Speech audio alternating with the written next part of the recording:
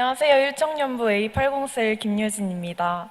먼저 저의, 먼저 저에 대해 짧게 소개하자면 저는 엄마 뱃속에서부터 교회를 다닌 모태신앙이고 올해 부산에서 대학교를 오게 되면서 대전에서 부산으로 이사온 20살 대학생입니다. 함께하는 교회는 3월에 왔고 7개월을 미루다가 이번 63기로 큐티학교를 수료하게 되었습니다.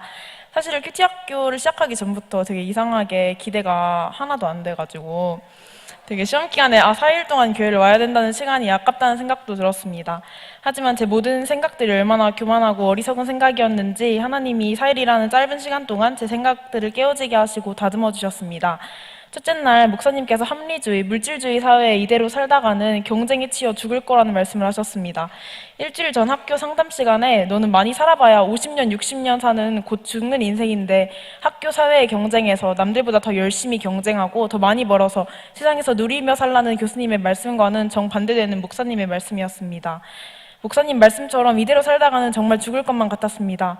그래서 첫째 날 밤에 하나님께 저 좀 살려달라고 세상이 만든 기준과 내가 세운 조건대로 살다가는 죽을 것 같다고 기도했습니다.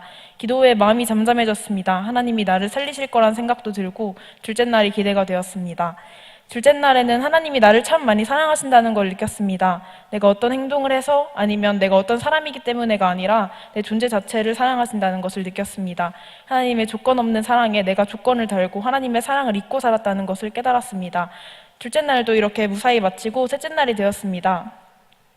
시작하기 전 목사님께서는 하나님이 나를 함께하는 교회에 큐티학교에 부르신 이유가 분명히 있다고 바로 허드렛물을 값진 포도주로 변화시키기 위해서라 하셨습니다.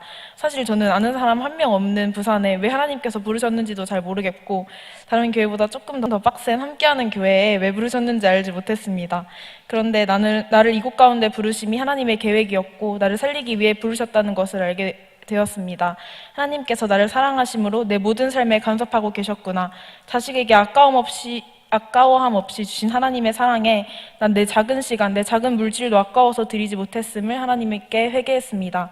큐티학교를 마치며 20년을 교회 다녔지만 세상에 말하는 좋은 학교와 성적, 세상의 성공을 바라며 하나님께 내 생각을, 내 계획을 기도했다는 생각이 들었습니다. 나를 살게 하시고 한 번도 나를 잊지 않으신 하나님께 나를 향한 하나님의 계획을 묻지 않았음을 또 내 생각과 내 마음 아시는 하나님께 가장 먼저 내 걱정과 생각들을 내려놓지 못했음을 알게 되었습니다. 이제는 매일매일 하나님이 내게 넣어주시는 메시지를 들으며 살고 싶습니다. 실수가 없으신 하나님께서 내 삶을 여기까지 이끄셨고 앞으로도 이끌어 주실 것임을 확신합니다. 매일 은혜로 날 세우시는 하나님께 감사드리고 부족한 제 간증을 들어주셔서 감사합니다.